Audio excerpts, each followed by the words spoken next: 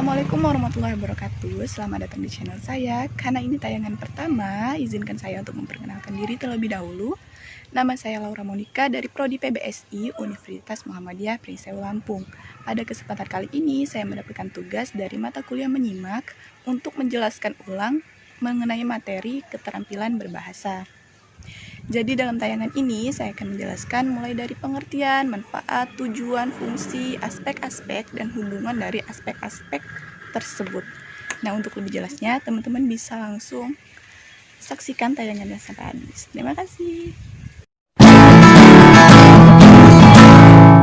Keterampilan berbahasa adalah kemampuan seseorang untuk mengungkapkan sesuatu dan memahami sesuatu yang diungkapkan oleh orang lain.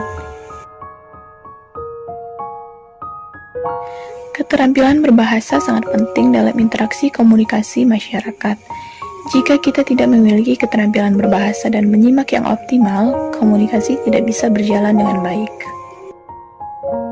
Keterampilan berbahasa terdiri dari 4 aspek, yaitu 1. Mendengarkan atau menyimak, yang kedua berbicara, 3 membaca, dan yang keempat adalah menulis. Yang pertama, menyimak. Menurut Henry Guntur Tarigan, menyimak adalah kegiatan mendengarkan lambang-lambang lisan dengan penuh perhatian, pemahaman, apresiasi, serta interpretasi untuk memperoleh informasi, menangkap isi, serta memahami makna komunikasi yang disampaikan. Tujuan menyimak menurut Henry Guntur Tarigan, yang pertama menyimak untuk belajar, kedua menyimak untuk menikmati keindahan audial, ketiga menyimak untuk mengevaluasi, keempat menyimak untuk mengapresiasi materi simakan, yang kelima menyimak untuk mengkomunikasikan ide. 2. Keterampilan berbicara.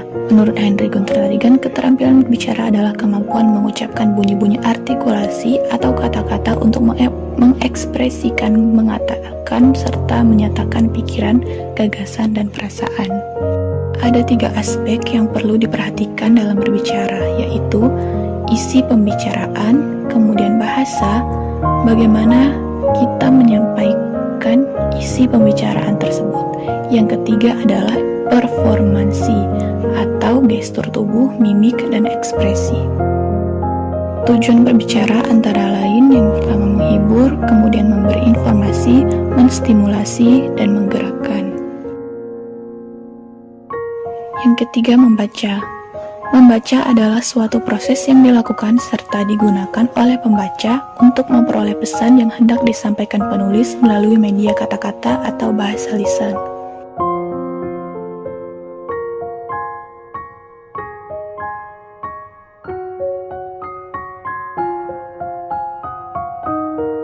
Tujuan membaca antara lain yang pertama, memperoleh kesenangan, kedua, mengaitkan informasi baru dengan informasi yang sudah diketahui, ketiga, memperoleh informasi untuk laporan tertulis atau lisan, keempat, mempelajari struktur teks bacaan, kelima, menjawab pertanyaan. Manfaat membaca antara lain mengurangi stres, membuat otak berkembang, meningkatkan pengetahuan, memperoleh informasi, menambah kosakata, sebagai penghibur, dan meningkatkan daya ingat.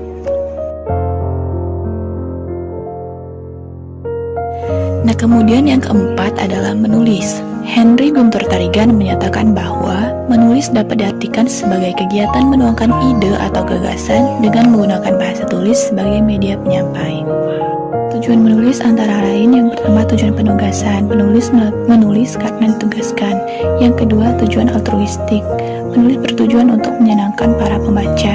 Yang ketiga tujuan persuasif yang bertujuan untuk meyakinkan para pembaca.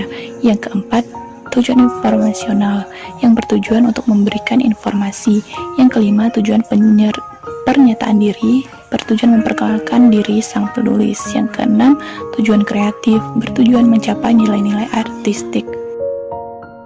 Selanjutnya adalah hubungan 4 aspek keterampilan berbahasa. Yang pertama adalah berbicara dan menyimak.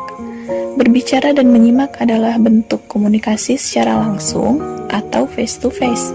Melalui berbicara, orang menyampaikan informasi melalui ujaran kepada orang lain.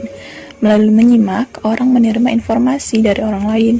Kegiatan berbicara selalu diikuti kegiatan menyimak. atau kegiatan menyimak pasti ada di dalam kegiatan berbicara. Jadi keduanya sangat saling berhubungan. Yang kedua, menyimak dan membaca. Membaca berarti mendapatkan gagasan secara tidak langsung dari penulis melalui tulisan atau bacaan yang kita baca. Jika kita memiliki keterampilan menyimak yang optimal, maka pemahaman dalam membaca pun akan lebih baik. Kemudian yang terakhir adalah berbicara dan membaca. Semakin sering membaca, semakin banyak pengetahuan dan informasi yang didapat. Kosakata dan topik pembicaraan pun lebih luas. Selain itu, membaca juga melatih kemampuan berpikir logis, analitis, dan sistematis.